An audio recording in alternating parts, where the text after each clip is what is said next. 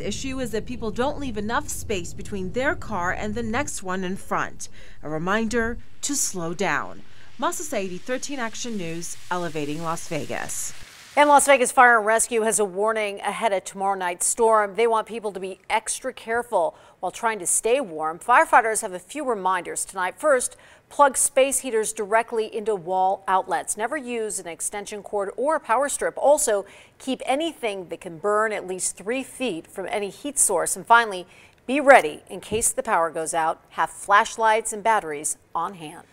And remember that we are your first alert weather station, so make sure you download our 13 Action News app. The weather section has interactive radar and temperatures. It is free in the App Store and in Google Play. Well, developing tonight, a serious situation has a Valley neighborhood on lockdown right now as police and firefighters investigate an unknown hazardous material that may be responsible for a man's death. Yeah, this scary scenario is going down in the 5300 block of Retablo Avenue. That's near Flamingo and Decatur. 13 investigative reporter Joe Bartels is there now. And Joe, how big of an area are we talking about?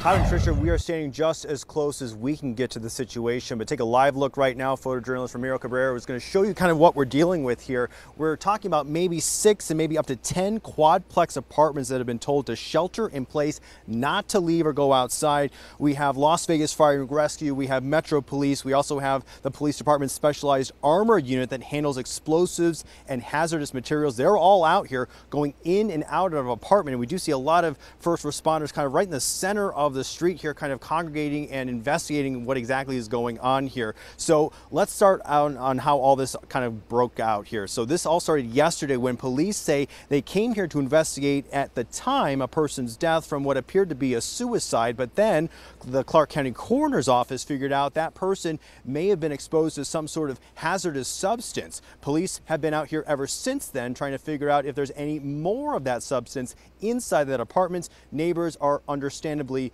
concerned. It scares me for everyone who's living like right next to them, because you know they're conjoint like things of the AC vents. You know, I mean, if there's chemicals, there's kids that live down there and stuff. So you know, that could be dangerous for the people living underneath or above or however the situation may be. Yeah, and that neighbor exactly put the really just put the words into play there, because police are not taking any chances. They're going in and out of that apartment just to make sure that everything is safe. They do not believe that anyone else has been exposed to anything hazardous, but again, as a precaution, they're asking people to stay inside their homes until they give the all clear. Joe Bartels, 13 Action News, elevating Las Vegas. Well, Joe, thank you for that. Well, the woman charged with killing her 3-year-old son is back in Nevada tonight. The young boy disappeared nearly 30 years ago. Well, Amy Fleming was arrested in Florida 2 weeks ago. She was extradited back to Las Vegas today. Well, she's now listed at the city's detention center. Her bail is set at $1 million. New at 11 tonight, a violent robbery in North Las Vegas is caught on camera. The video shows 2 young men beating a clerk. Well, this happened February 10th on North Main Street near Owens. The men walk in, head to the drink cooler, and ask a few questions. Well, moments later, they go to the register and one of them pepper sprays the clerk. One of the men hits the cashier several times in the head. The other takes several cartons of cigarettes. The clerk tries to fight back by throwing stuff at the men, but they take off, and both men are on the run tonight. Some dramatic video tonight shows the moment that a Nevada Highway Patrol trooper almost lost his life on the job. You're good to go. Drive safe.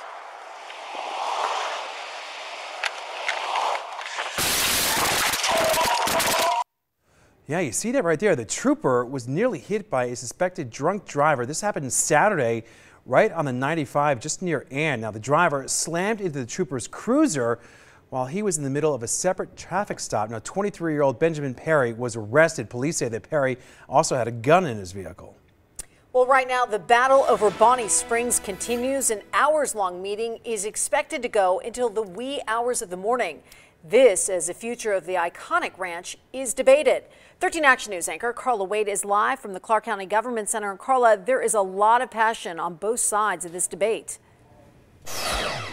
That's right, Tricia. The Planning Commission had quite a lengthy agenda tonight, and they still have not gotten to those 2 agenda items that were related to the Bonnie Springs development. In fact, they're telling us they probably won't even get to those items until around midnight tonight. Now, developers were expected to present a plan for review and give a tentative map of the at least 20 homes and the public area they are hoping to build on 64 acres on the south side of Bonnie Springs Road. Plans to demolish the attractions at Bonnie Springs Ranch have been met with passionate efforts to keep it from being developed. More than 30,000 people signed a Care To petition to have it declared a historical landmark.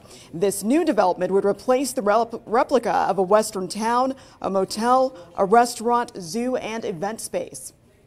Red Rock Canyon is the crown jewel of southern Nevada. It is a driver of a major ecotourism economy. Red Rock got over 3 million visitors last year, and it is central to our identity of our public lands here in southern Nevada. One of the few places that we do have is Red Rock. And when you allow these private developments to happen near Red Rock, you're taking away my ability to escape the city, escape my stresses. Now, as you can imagine, there was quite a crowd at the beginning of tonight's meeting, which actually began at 7 o'clock this evening. But of course, the crowd has thinned quite a bit. We were hoping to hear from those developers, but they say after they've made their presentations, we'll be able to hear more from them about what is planned there. And we hope to have more information on this coming up on Good Morning Las Vegas. Carla Wade, 13 Action News, elevating Las Vegas. Caught on camera, a racist tirade. Why witnesses say a woman lashed out at a restaurant manager. Plus, risking it all. Probably been a gambling addict since I was about 18 years old. The new program that's helping put the odds in the favor of gambling addicts. And the Southwest is growing. Details on the new project coming to the area and what makes this one so uncommon. Some new video tonight shows a woman who is white swearing at a general manager of a Mexican restaurant because he spoke Spanish.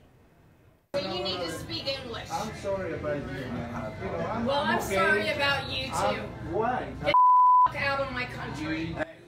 Well, this happened in Parkersburg, West Virginia. Customers were astonished at that customer's remark. The manager asked that woman to leave and then paid for her meal. Well, new tonight, the Knights are given the go-ahead in the city of Henderson. The city council has approved an agreement to bring an ice rink complex to the city. Now, the facility will take over the City of Henderson Convention Center at Water Street and Atlantic Avenue. The project will include 2 full-size ice rinks, restaurants, and retail space. The Golden Knights and the city have 180 days to figure out their contracts. For some, the thrill of gambling is powerful, and it can become destructive, criminal, and even deadly in some cases. That's right. A special gambling court is now up and running in Clark County. It's aimed at stacking the odds in favor of gambling addicts so they can become whole again. 13 investigative reporter Joe Bartel shows you how this program has been a long time coming. Just a short distance from the iconic Las Vegas Strip, there is now a dedicated court program to help people with a private, personal, and oftentimes painful gambling addiction. It's all part of a movement to help treat people and the sources of their criminal behavior instead of locking them up. Okay, look up that court case here. Judge Cheryl Moss wields compassion from behind her bench for those who have built a house of cards that's come crashing down. It's what we're famous for, the gambling capital of the world. It makes sense, but the gambling capital of the world also has its fair share of gambling-related addiction. Judge Moss estimates of Nevada's 3.12 million residents, up to 7%, or 218,000 people, are dealing with varying degrees of gambling addiction. Some will find themselves in courtrooms, or worse, behind bars. I've probably been a gambling addict since I was about 18 years old. Las Vegas attorney Doug Crawford is one of those. For decades, he struggled with addiction in Sin City. The Las Vegas of the 1980s and 90s was rife with substance abuse and still is rife with substance and alcoholism. At the time, the young lawyer was busy with the litigation and fallout from the Las Vegas Hilton fire and the MGM Grand fire of the 1980s. Fast cash, drugs, booze, and gambling all went hand in hand. Sometimes losing $50,000, $80,000 at a time, luckily, for attorneys at that time in Las Vegas, money was good, and I was making large amounts of money. The addiction continued to grow until the early 2000s when the money ran out and he stole cash from his client's account. I was looking at 40 years in the Nevada State Prison if they got run consecutive. Serving felony time and repaying hundreds of thousands of dollars from behind bars just didn't seem practical. Nevada passed legislation in 2009 creating a gambling diversion style program, and until now, judges and the justice system piecemealed the process. Some, like Doug, avoided prison and repaid their victims. Others, not as lucky. Putting them in prison, really, it might make victims feel good for a moment that someone's being punished, but it really doesn't help anyone. Attorney David Figler says some of his clients over the years got tangled in the wheels of justice and will never get the chance for rehabilitation or to pay back their victims, who are often the very people they love the most. And this is intensive. You got to come see me every 2 weeks and you have to comply. We do random drug testing. We do GPS monitoring to make sure you don't go into any gambling establishments. Back at the bench, Judge Moss says her program is being eyed by states across the country for leadership to address a disease many don't fully understand. Joe Bartels, 13 Action News, elevating Las Vegas. New at 11 tonight, a massive project is planned for Durango Drive in the 215 in the Southwest Valley. The project will be called the Uncommons. Developers liken the project to Town Square or the district at Green Valley. Office space, restaurants, and stores are all planned there. The groundbreaking is set for early 2020, and Phase 1 should be completed by mid-2021. A lot of changes. A lot of changes. All right, Dan, speaking of changes, you've been tracking this storm now for the past couple of days. We're looking still at the possibility here of some snow Thursday morning. Yeah, you guys, to be honest, I've been digging for 20